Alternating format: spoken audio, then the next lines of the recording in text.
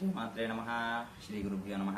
జయంతి మంగళాకాళి భద్రకాళి కపాలిని దుర్గా క్షమా శివాదాత్రి స్వాహాస్వద నమోస్తుతే. మరి చాలామంది నన్ను అడిగిన మంచి సందేహం ఏంటంటేనండి, ఆర్థికంగా ఇబ్బంది పడటం, అదేవిధంగా ఇంట్లో అనుకున్న సమస్యలు, ఇది ప్రతి ఒక్కరికి ఉన్న సమస్యలే చాలా వరకును. అయితే దీనికి సంబంధించి చాలా వరకు చేస్తూ ఉన్నారు. అయితే ఇది కూడా చేయండి, ఎందుకంటే ఇది చేయడం వల్ల మీకు త్వరితన ఉపశమనం అనేది లభిస్తుంది. ఎందుకు అని చెప్తున్నానంటేనండి, ఇది దీపలక్ష్మి అమ్మవారి యొక్క పూజ.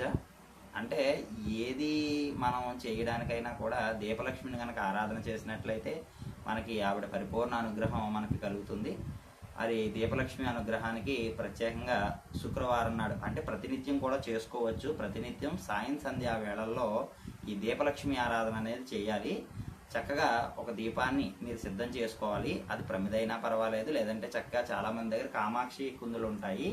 ఈ కామాక్షి దీపం కుందులైనా పర్వాలేదు, ఇది అయినా పర్వాలేదు. లేదంటే చక్కగా మీరు ప్రమిదలు ఉంటాయి కదండి, మన దగ్గర ప్రమిదలు అవి తీసుకున్నా పర్వాలేదు.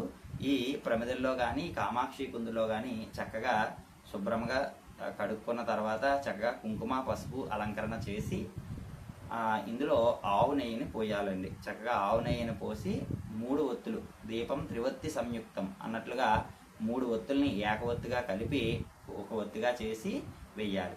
వేసి ఈ దీపాన్ని చక్కగా వెలిగించాలన్నమాట అండి. ఈ దీపాన్ని వెలిగించిన తర్వాత పువ్వులు, అక్షతలు, గంధం ఇవన్నీ కూడా, అంటే మనం దేవీ దేవతలకు ఏదైతే సమర్పిస్తామో అవన్నీ కూడా ఈ దీపానికి సమర్పణ చేయాలన్నమాట.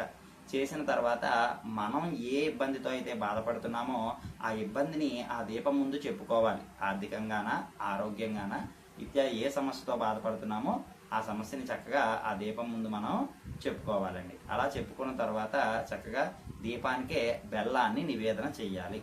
బెల్లం ఉంటుంది కదండి మన ఇంటి దగ్గర, ఆ బెల్లాన్ని నివేదన చేసి చక్కగా అమ్మకు మంత్రపుష్పాన్ని, దీపలక్ష్మికి మంత్రపుష్పాన్ని సమర్పణ చేసి మంగళహారతిని దీపానికి ఇవ్వాలి.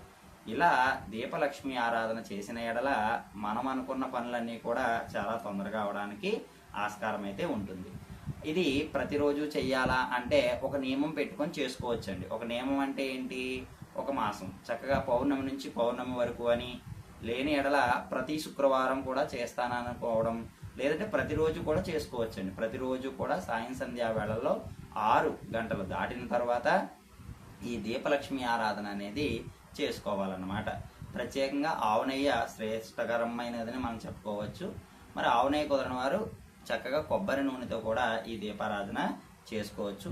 ఇలా చేయడం వల్ల మనకు చాలా వరకు ఉత్తమోత్తమైన గతులు లభిస్తాయని మనకు చెప్పడం జరుగుతుంది. మనుధర్మ శాస్త్రంలో కూడా దీపలక్ష్మి ఆరాధన గురించి చాలా ప్రత్యేకంగా ఇవ్వడం కూడా జరిగింది. కాబట్టి ఎవరికి ఏ ఇబ్బందులు ఉన్నా, ఏ సమస్యలు ఉన్నా కూడా దీపలక్ష్మి ఆరాధన చెయ్యండి. దీపలక్ష్మి ఆరాధన వల్ల మీరు అనుకున్న పనులు త్వరితన సిద్ధించడానికి ఆస్కారం అయితే ఉంటుంది. శ్రీమాత్రే నమః. శ్రీ గురుభ్యో నమః.